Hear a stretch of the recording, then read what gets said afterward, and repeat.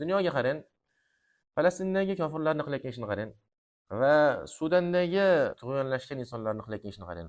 Ona bolani qo'shib yoqib yuboryapti. Ona bolani bitta qilib turib baylab arqonga osib qo'yapti. Trillion ko'mib yuboryapti odamlarni. Mana bu zulmlarni Alloh taolo ko'rib turib ham Alloh taoloning ojizligidan emas, bu kofirlarga rad tarzda ularga javoban tarzda uqubat bermayotganligini sababi yoki hikmati. Balki Alloh subhanahu va taolo al-Halim bo'lgan zotligiga dalolat qiladi bu. Al-Halim degan sifatidan ularni ham, kofirlarni ham, tug'yonlashgan insonlarni ham nasibalari borligiga dalolat bu. Alloh taolo ularga imkoniyat qilib turaveradi, muhlat berib turaveradi. Ammo bular tezda tilmaydigan bo'lsalar, ularni bu dunyoda ham ayanchli oqibat kutadi va u dunyoda ham abadiy bo'lgan jahannam olovi alamli bo'lgan azoblar kutadi. Bismillahirrohmanirrohim. Alhamdulillahi robbil alamin vassalatu vassalamu ala rasulihil amin nabiyyina Muhammad va ala alihi va ashabihi ajma'in. Subhanaka la ilma lana illa ma 'allamtana innaka antal alimul hakim. اللهم علمنا ما ينفعنا وانفعنا بما علمتنا وزدنا علما. اللهم أعز الإسلام والمسلمين وأذل الشرك والمشركين واحمي حوزة الدين. اللهم دمر أعداء الدين. وصلى الله وسلم على نبينا محمد والحمد لله رب العالمين. الله تعالى فضل ورحمة بلن Allohning go'zal ismlari fiqhining navbatdagi Alloh taoloning Al-Halim degan ismining ma'nolari to'g'risida inshaalloh gaplashamiz. Mana bu Alloh taoloning Al-Halim degan go'zal ismi Qur'onda bir necha yerda keladi. Ulardan Alloh subhanahu va taoloning oyati A'udhu billahi minash shaytonir rojim.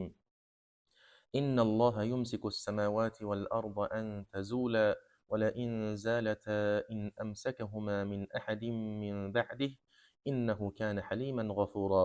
Fatir surasining 41-oyatida Alloh taolo aytadi: Albatta Alloh mana bu osmon va yerlarni ketib qolishligidan, qulab tushishligidan ushlab turadi. Va agarda ular osmon va yerlar qulab tushadigan bo'lsa, ularni Allohdan o'zgani ushlab turuvchi kim ham bor deyapti. Ya'ni Alloh subhanahu va taolo o'ta ham qudratli zot. Mana shunday osmon va yerlarni Alloh taolo o'zi ushlab turadi. Agar Alloh taolo qo'yib yuboradigan bo'lsa, ularni yiqilib tushishligidan, ularni parcha-parcha bo'lib ketishidan kim ham ushlab tura oladi yana Alloh taolo, ya'ni hech kim unday qila olmaydi degan mazmunda aytayapti. Va yana oyat davomida innahu kana haliman ghafura. Albatta u Alloh halim bo'lgan, o'ta ham yumshoq bo'lgan va mag'firatli, gunohlarni kechiruvchi bo'lgan zot edi deyapti. Ya'ni bu degani Alloh taolo u 7 qavat osmon va ularni ichlaridagilarni qanday bo'lishidan qat'iy nazar ularga Alloh taolo mehribondir deyapti-da. Ya'ni bu degani ular nimaiki qilsa ham ana shu yer ahli nimaiki gunoh qilmasin, nimaiki fasodgarchilik qilmasin, lekin Alloh taolo nima deyapti? Yumshoq va rahmdildir deyapti va kechiruvchidir deyapti. Va yana Alloh taolo boshqa aytadiki: "Wa'lamu anna Alloha ya'lamu ma fi anfusikum fahdharuh. Wa'lamu anna Alloha ghafurun halim." Baqara surasining 235-oyatida aytadi Alloh taolo: Bilinglar, albatta Alloh taolo sizlarning ichinglardagi narsalarni biladi. Sizlarning ichinglarda nimani o'ylayotgan bo'lsanglar ham, nimani maqsad qilayotgan bo'lsanglar ham, nimalarni reja qilayotgan bo'lsanglar ham, nimalarni o'ylayapsizlar, yaxshi boru yomon bor. Nimaiki o'ylayotgan bo'lsanglar, sizlarni ichinglardagilarni, nafsiylardagilarni Alloh taolo bilib turadi, biladi. Bas undan ehtiyot bo'linglar. Va yana bilinglarki deyapti, albatta Alloh g'afur bo'lgan, kechirimli bo'lgan va halim bo'lgan, yumshoq bo'lgan zotdir deyapti. Ya'ni bu degani sizlarning ichinglarda nimaiki yomonliklar bo'lsa, sizlarning ichinglarda mana bu tashqarida ko'rinmaganligi bilan ichinglardagi qoraylarni ham Alloh taolo bilib turadi. Ichinglardagi tashqaridagilar ko'rmayotgan yaxshiliklarni ham Alloh taolo bilib turadi. Sizlarni odamlardan yashirgan sir asrorlarni hamma yo'g'inglarni Alloh taolo bilib turadi.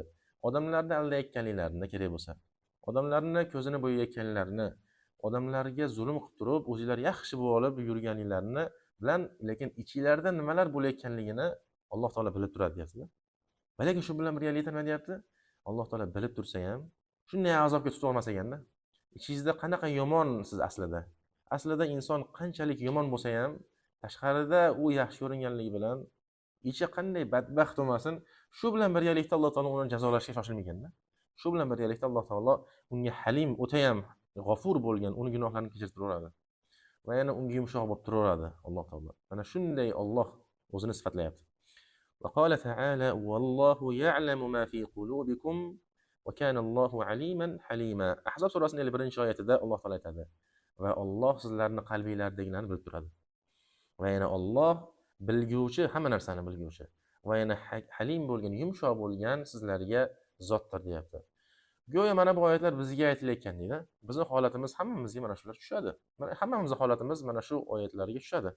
Ya'ni Alloh taolo aytayaptiki, insonlar sizlarning qalbinglarda Alloh taolo bilib turadi doimo. Qanaqa gunoh qilib turib yashayotgan bo'lsanglar ham, o'zinglar yakka qo'yganda qilayotgan gunohinglarni, sizlar jamoat joyida odamlarning orasida yaxshi bo'lib turib, o'zinglar aslida munofiqning ishini qilayotganlarni qalbinglarda nima bor? Sizlar odamlarga hojisiz, odamlarga taqvolisiz, odamlarga ilmlisiz. Lekin qalbingizda qanday ekanligingizni Alloh bilib turibdi deyapti. Va shu bilan birgalikda Alloh taolo sizga yana ham muhlat beryapti-da, yumshoqlik uchun. Buni Alloh taolo alim deyapti. Va kana Allohu aliman halima degani hamma narsani bilib turadi. Qalbingizda nima bo'layotganini, qalbingizda nima munofiq ishni qilayotganingizni, qalbingizda nimalarni yashayotganingizni Alloh taolo bilib turadi va shu bilan birgalikda halim bo'lgan zotdir deyapti. Ya'ni shuncha gunoh qilsiz ham sizga Alloh taolo yana muhlat berib turaveradi. Shunda ham Alloh taolo sizga yumshoqlik qilaveradi. Chunki Alloh taolo halim bo'lgan zotdir. Chunki Alloh taolo o'ta ham mag'firatlik va o'ta ham halim, yumshoq bo'lgan zotdir.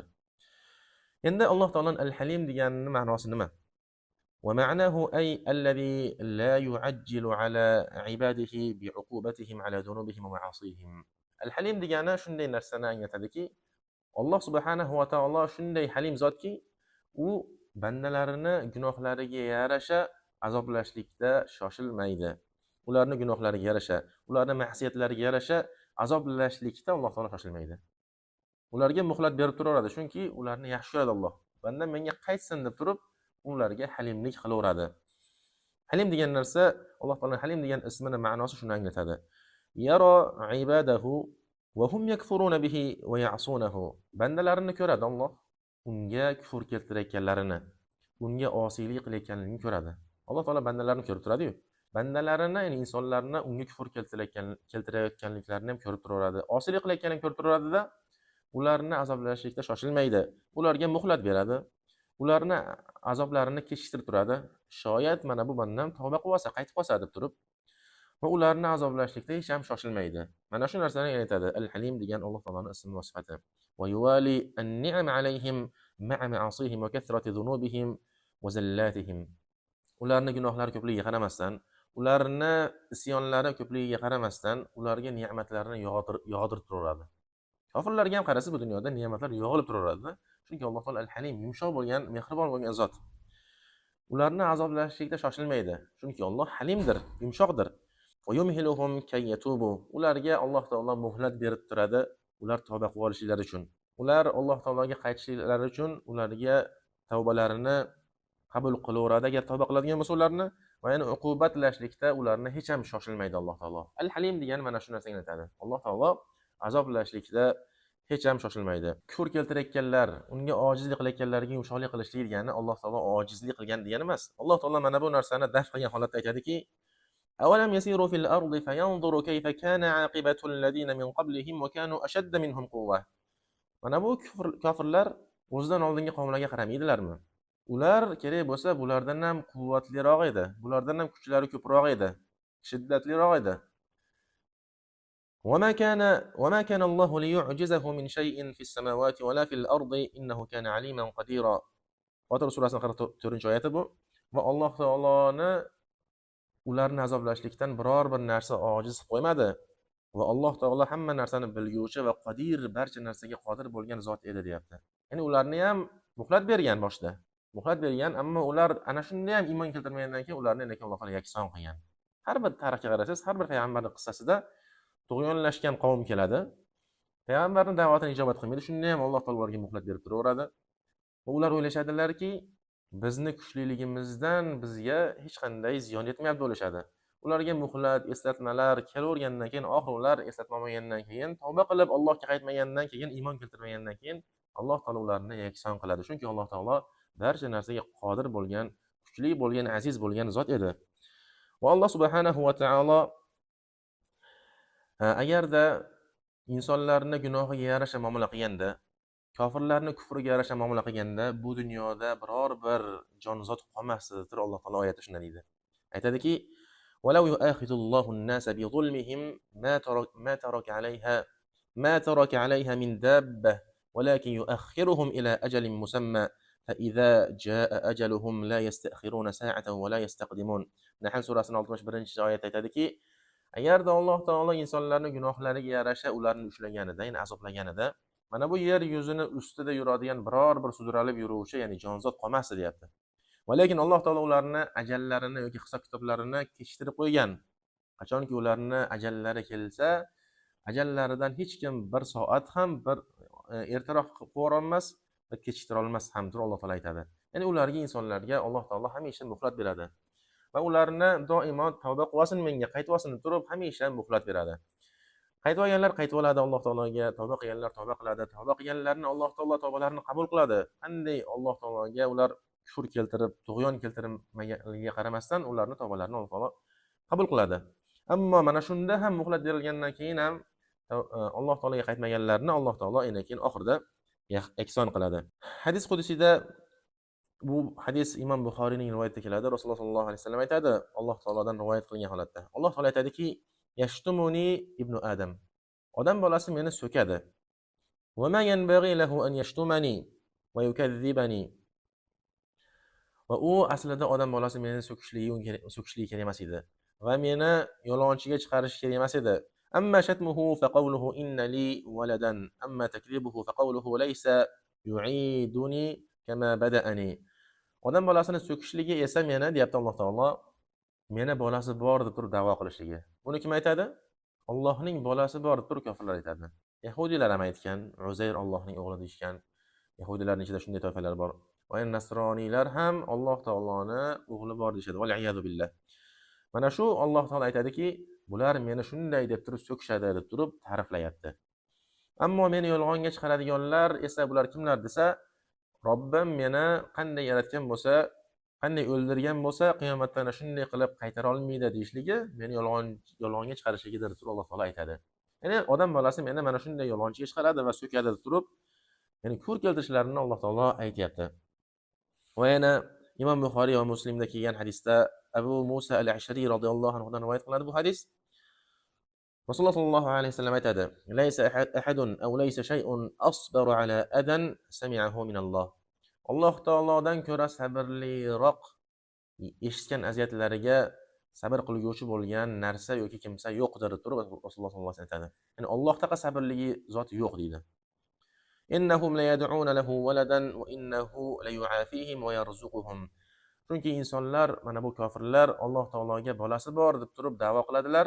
Shu bilan birgalikda Alloh taolo ularga ofiyat berib turadi bu dunyoda va yana ularni rizqlantirib turadi. Alloh taolo sabrlidir. Eshitgan aziyatlariga Alloh taolo sabr qiladi doim.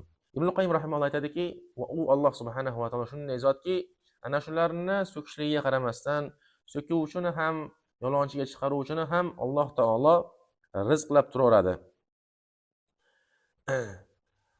Va yu'afihi, ularga ofiyat, tinchlik berib turadi. Va yadfa'u anhu, va ularni saqlab doimo jonlarini Alloh taolo o'ldirib qo'ymasdan ularni yashatib turadi, deyapti. Alloh taoloni so'kadi qarang banda. Alloh taoloni yolg'onchiga chiqaradi, yolg'onga chiqaradi. Shu bilan birgalikda Ibn Qayyim aytadiki, Alloh taolo ana shunday kofirlarni ham ularning rizqlarini berib, hayotlarini kechirkizib qo'yib turaveradi. Va yad'uhu ila jannatihi, va kamiga ularni o'z jannatiga ularni chaqiradi. Ularga elchilar yuboradi. Ularga da'vatchilar, elchilarning ishini qilguvchilar, amr ma'ruf nahiy munkar qilguvchilarni ularga jo'natib turadi Alloh taolo. Yer yuzida biror bir kofir yo'qki, unga hujjat qoyim bo'lgan. Unga hujjat qoyim bo'lgandan keyin Alloh taolo uni jonini oladi. Biror bir Alloh taoloni so'kuvchi, yolg'onchiga chiqaruvchi kofir yo'qki, unga Alloh taolo o'z elchilarini jo'natadi. O'z da'vatchilarini jo'natadi jannatiga chorlab. Mana bu banda, miskin, bechora bo'lgan banda tavba qilib olsin, iymon keltirib olsin, najot topib qolsin turib, ularga rahim qilib turib, ularga hilm, yumshoqlik qilib turib, al-halim sifatiga ega Alloh taolo. Hilm, yumshoqlik qiladi-da, ularga elchilar jo'natib turadi, da'vatchilar jo'natib turadi o'z jannatiga chorlab. Va yaqbalu tawbatahu idza taba ilayhi. Ulardan yana tavbalarini qabul qilib turadi. Agar ular tavba qilib haq yo'lga qaytadigan bo'lsa. Qancha nasroniylarni ko'rganmiz, ular tavba qilib dinga kirishganlar. Mana shu tavba qilganlarni Alloh taolo tavbalarini qabul qilaman deyapti-da. Va yana va yubaddilu bi sayyiatihi hasanatin. Va yana kamiga endi ana shu Alloh taoloni so'kuvchilar, Alloh taoloni yolg'onga chiqaruvchilarni agar ular tavba qiladigan bo'lsa, shu paytga to'g'ri qilgan gunohlarini savoblarga almashtirib qo'yadi Alloh taolo. Va yaltufu bihi fi jami'i ahvalihi. Va har holatlarda ularga lutf qilib Alloh taolo rahim tarzda ularga elchilarni jo'natib turadi. Va mana shu Alloh taoloning hilmidan, yumshoqligidan shuki, Fir'avnga ham Alloh taolo yumshoqlik qilganda hayot davrida. Muso alayhissalomga aytadiki, Muso alayhissalom va Harun alayhissalomga Alloh taolo aytadi, chunki Fir'avn ana robbukumul a'la. Men sizlarni oliy robbilarman turib bandalarga da'vo qilayotgan bo'ladi. Men Robbman deb turib rububiyatni da'vo qilayotgan Fir'avnga Alloh taoloning yumshoqligini qarang. Izhaba ila fir'auna innahu tagha. Sizlar ikkovinglar, ya'ni ey Muso va Harun, Fir'avnga boringlar, chunki u tug'yonlashdi. O'zidan ketib qoldi. Taqula lahu qawlan layyinan la'allahu yatadhakkaru aw yakhsha. Bas unga yumshoq so'z aytinglar dedi. Borib turib qattiq da'vat qilmanglar dedi Fir'avnga. Men Robman deyotgan, men ilohman deyotgan Fir'avnga unga borib yumshoq gapiringlar dedi Alloh taolo. Shoyat u eslatma olsa va qo'rqsa dedi. Yani shoyat u qabul qilsalardan turib unga yumshoq gapirishlikka buyuryapti. Mana bu ham Alloh taoloning hilmidan-da. Agarda Alloh taolo uni gunohiga yarasha azobga tutganda bir zumda uni yo'q qo'yardi. Lekin Alloh taolo al-Halim bo'lgan zotdir. Va yana Alloh taolo nasroniylarga, Allohni so'kuvchilarga bo'layotgan hilmini qarang. Alloh taolo aytadiki, laqad kafara allazina qalu innalloha thalithu thalatha وما من إله إلا إله واحد وإن لم ينتهوا عما يقولون ليمسن الذين كفروا منهم عذاب أليم. Va tahqiq Alloh taoloning 3tadan 3-chisi bo'lgan iloh deganlar kofir bo'ldi deyapti. Ya'ni nasroniylar kofir bo'ldi, Alloh taolo aytayapti. Va Allohdan o'zga haq bo'lgan biror bir iloh yo'qdir, magar Alloh yakka yagona bo'lgan ilohdir deyapti. Va agarda ular nasroniylar aytayotgan gapidan tezda tiyilmasalar, ularni alamli azob ularga tegib qoladi deb turib, oyatning davomida afala yatubuna ilallohi va yastaghfirunah. Afala yatubuna ilallohi va yastaghfirunah vallohu g'afurur rahim. Ular Allohga tavba qilib, undan mag'firat talab qilmaydilarmi ya? Va Alloh g'afur bo'lgan, kechirimli bo'lgan va rahimdil bo'lgan zotdir turib Moida surasining 73-74-oyatida Alloh taolo aytadi. Chunki Alloh subhanahu va taolo shunday halim bo'lgan, yumshoq bo'lgan zotki, bu dunyoga hatto mo'minlar tugul kofirlarga ham hilmini qilib turaveradi.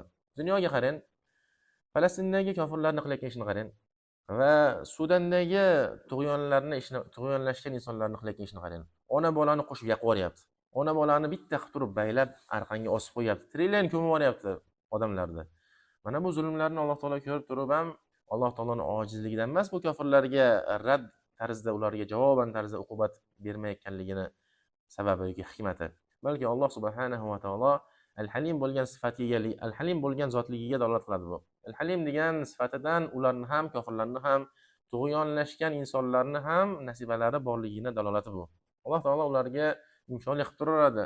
Shoyat ular haq yo'lga qaytib qolsalar, qilayotgan ishlarini tiyilib tavba qilib qolsalar, Allohga qaytib qolsalar, shoyat ular iymon keltirib qolsalar, turib ularga Alloh taolo muhlat berib turadi. Ammo bular tezda tiyilmaydigan bo'lsalar, ularni bu dunyoda ham ayanchli oqibat kutadi va u dunyoda ham abadiy bo'lgan jahannam olovi, alamli bo'lgan azoblar kutadi. Shuning uchun biz Alloh subhanahu va taoloni al-Halim bo'lgan ism va sifatiga iymon keltiramiz va undan biz o'z nasibamizni umid qilamiz. Hada vallohu a'lam. Va sallallohu va sallama ala nabiyyina Muhammad va ala alihi va ashabihi ajma'in. Va akhiru da'wana alhamdulillahi robbil alamin. Assalomu alaykum.